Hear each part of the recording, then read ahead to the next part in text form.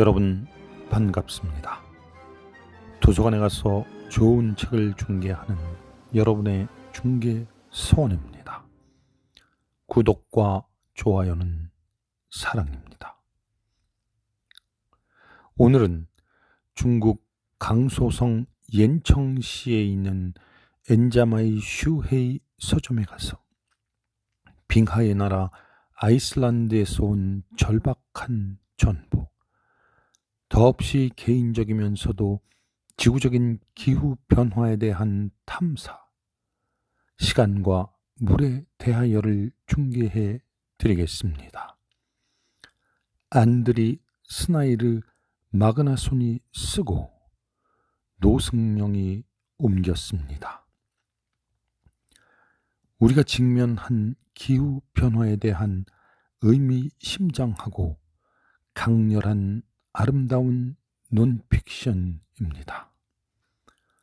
마침내 기후 변화가 우리 생활에 직접적으로 영향을 미치게 되었고, 이 심각함은 적절히 표현할 언어를 찾는 것이 어려울 지경이 되었습니다.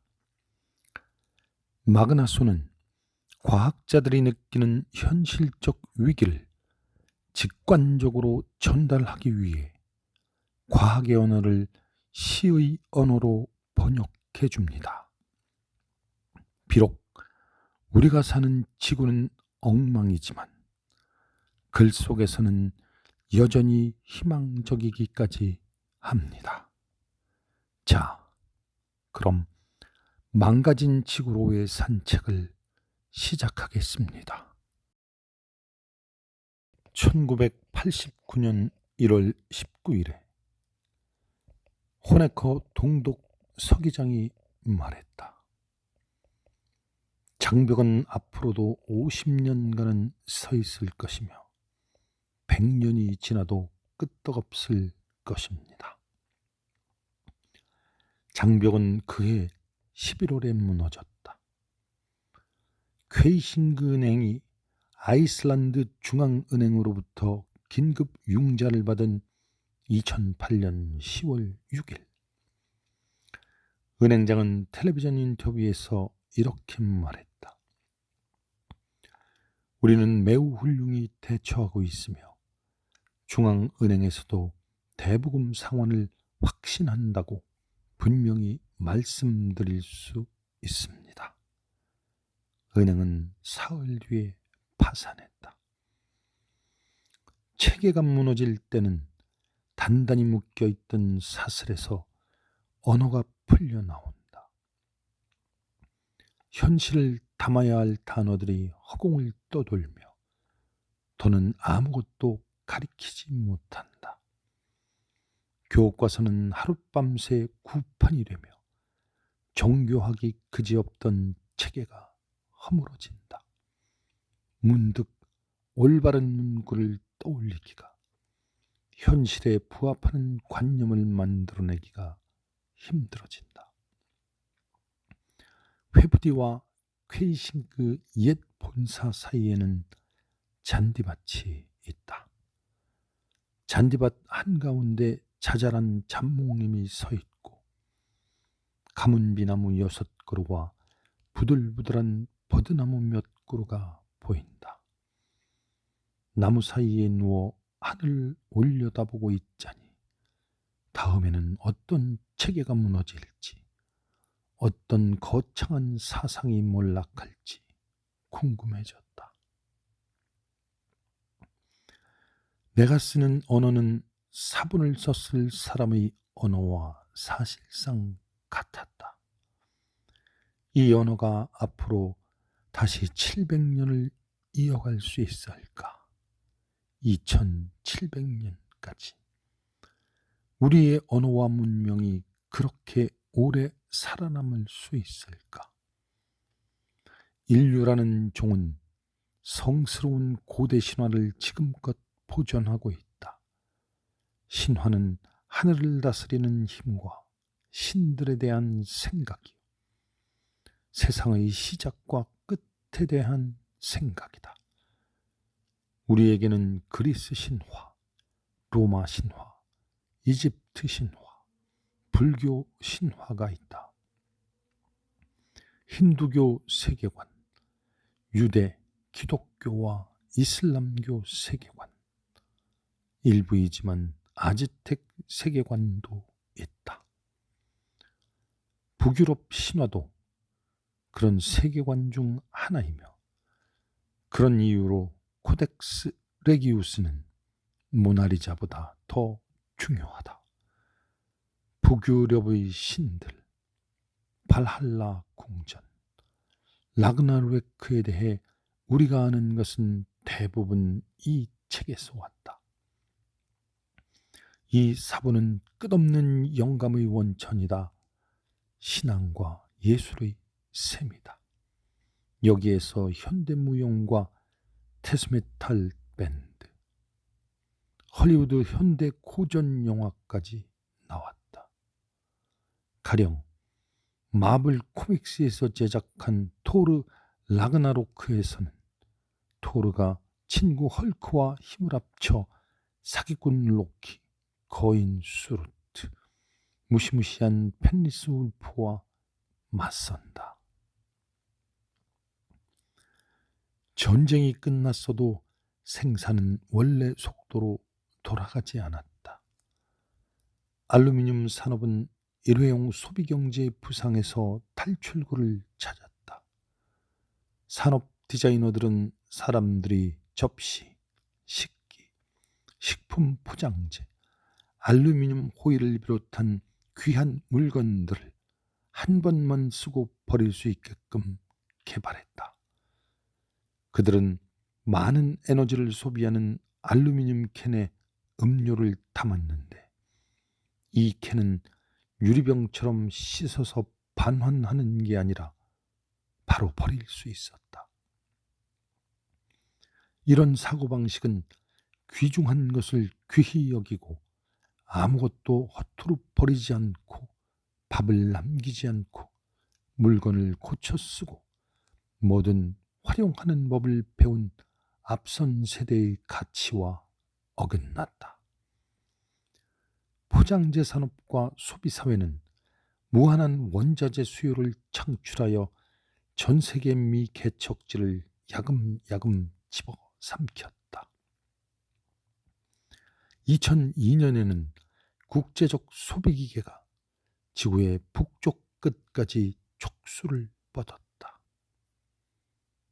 카우라 흔히우 카르뎀 건설을 위해 크링길 사우란이 대부분을 50제곱킬로미터 면적의 저수지에 수장하기로 결정한 것이다. 무슨 목적이었냐고?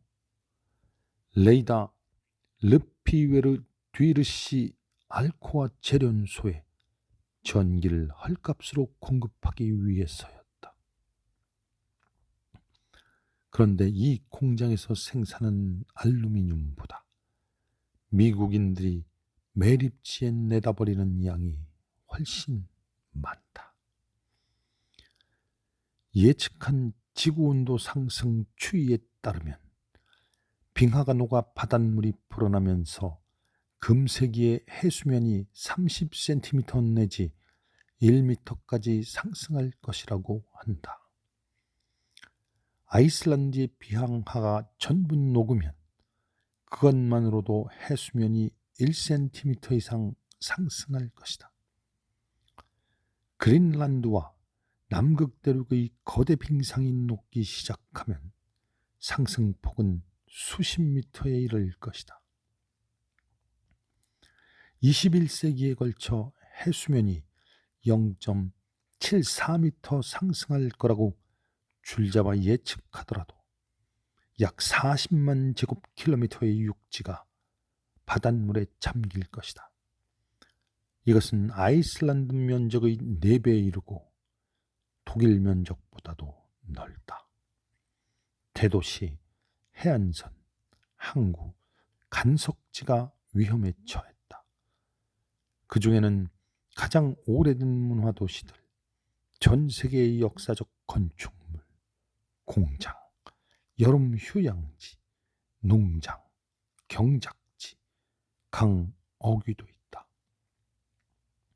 이들 지역의 인구는 약 1억 1,500만 명에 이른다.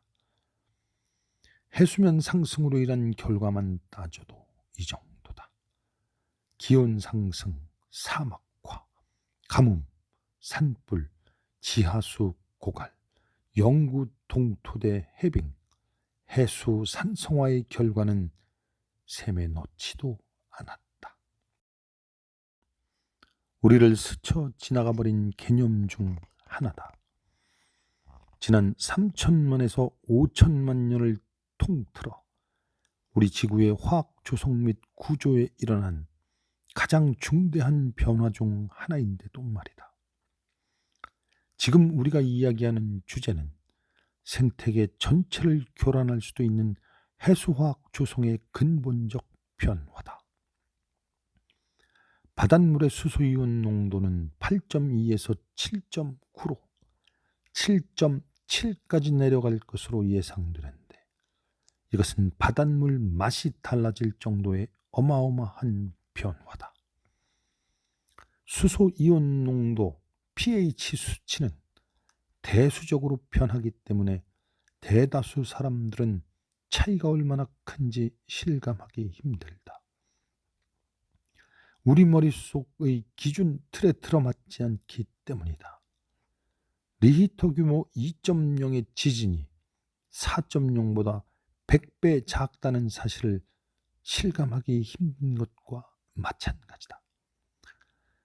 해수가 산성화되는 것은 인류가 대기 중에 방출한 이산화탄소의 약 30%가 바닷물에 흡수되기 때문이다.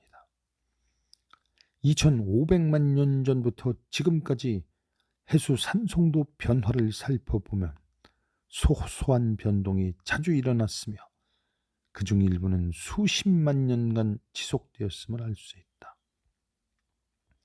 상황이 예상대로 전개된다면 이후 100년간 해수 산성도는 마치 운석이 지구에 충돌한 것처럼 충격적으로 낮아질 것이다.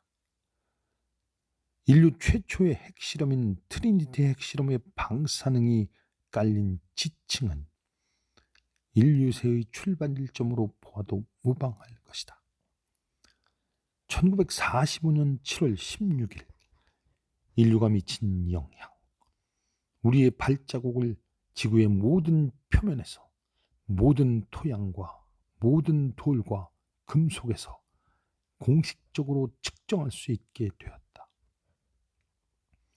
유기체로서의 인류가 대규모 지질 현상과 같은 방식으로 지구에 영향을 미치기 시작했다. 인간 한 명이 핵폭탄을 폭발시키는 한 번의 결정으로 모든 생명을 파괴할 능력을 가지게 되었다. 이와 동시에 그 밖의 인간 활동도 범위가 어찌나 확대되었던지 전후 시대는 대가속 시대라 불리게 되었다. 그때부터 인류가 지구에 미치는 영향이 기하급수적으로 성장했으며 그와 더불어 생물 다양성이 급감했다. 오펜하이머는 어떤 대통령 사령관보다도 영향력이 컸다. 그는 신화적 규모의 인물이었으며 그의 유산은 우리가 핵 에너지를 어떻게 다루는지 달렸다. 그가 인류에게 평화를 가져다 주었다고 생각하는 시각들도 있지만 미래는 아직 쓰이지 않았으며 그의 영향을 평가하기에 가장 알맞은 언어는 신화적 언어다. 핵폭탄은 다모클레스의 칼처럼 우리 위에 매달려 있다. 핵폭탄이 가져다준 평화는 대가가 큰 피로스의 승리인지도 모르겠다. 지구기온의 섭씨 2도 상승이 동식물에게 얼마나 심각한지 실감하고 싶다면 우리 자신의 몸을 자세히 살펴보라. 인간의 체온이 언제나 39도였다면 생명을 유지할 수 없었을 것이다. 이것은 지구 온도가 2도 올라가면 무슨 일이 벌어지는가를 아주 간단하게 보여준다. 특정 조건에 적응해야 하는 종은 갑자기 덥고 지치고 쇠약한 느낌을 받는다. 죽는 종도 있다. 또 어떤 종은 더위에 맞서 몸을 방어하느라 에너지를 다 써서 더는 번식하지 못하기도 한다. 이도는 지구 전체의 평균 온도 상승이므로 지역에 따라서는 6도 넘게 오를 수도 있는데, 그러면 생물상의 토대 자체가 허물어질 것이다.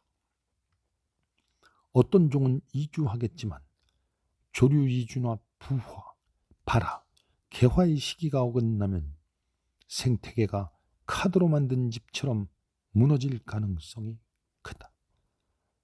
이미 세상 끝까지 내몰려 갈 곳이 전혀 없는 동물도 있다.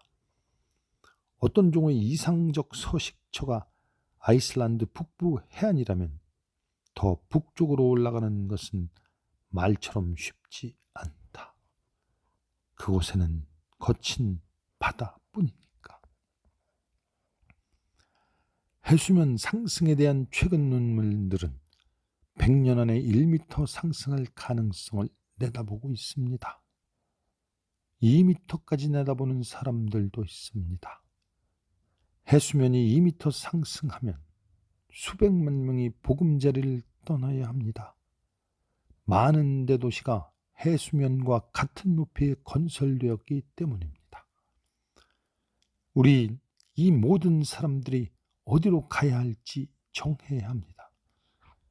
인류 역사에서 200년을 거슬러 올라가면 그때는 우리가 차지하지 않은 지역이 있었습니다. 이주할 수도 있었고 어딘가로 갈 수도 있었습니다. 하지만 지금은 인류가 지구를 거의 전부 점유하고 있습니다.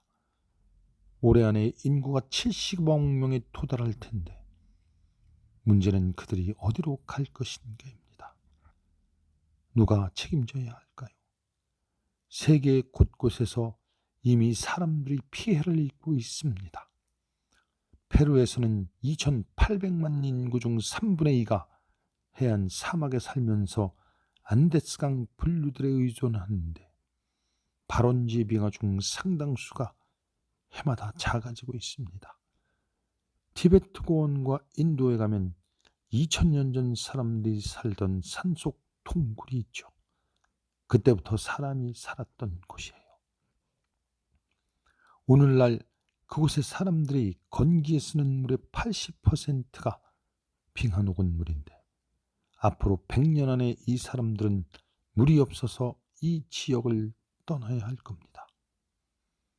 이 나라들은 들여다보면 파탄 국가의 위험이 상존하고 있음을 알 수 있습니다. 와트가 증기기관에 처음 시동을 걸었을 때 대기 중 이산화탄소의 농도는 280ppm이었다. 이제 그 수치는 300만 년을 통틀어 최고치인 415ppm에 이르렀다. 혹자는 화산 폭발 때문이 아니냐고 묻는다. 지구의 화산 활동에 비하면 우리 인간은 세 발의 피 아니냐고. 안타깝게도 그렇지 않다. 지구의 화산은 해마다 약 2억 톤의 이산화탄소를 방출하는 것으로 추산되는 반면에 인류는 해마다 350억 톤을 방출한다. 우리가 태우는 불은 지구의 화산 활동을 전부 합친 것보다 거의 200배 더 거세다. 하지만 우리는 살아가면서 불이나 연기를 볼 일이 없다. 우리는 화산을 보고 그 격렬함과 굉음을 지각하지만 지구 최대의 화산은 보지 못한다. 에이아피아드라이퀴들 화산 분화가 2010년에 시작되어 유럽 항공 운항이 엿새간 중단되었을 때 이산화탄소 배출량은 1일 약 15만 톤으로 유럽 항공산업 1일 배출량의 약 40%에 그쳤다. 항공 운항이 전면 중단되면서 하루 30만 톤의 이산화탄소 방출이 방지되었고 그 덕에 에이아피아들라라이의 귀들 분화는 사상 최초의 환경 친화적 분화가 되었다.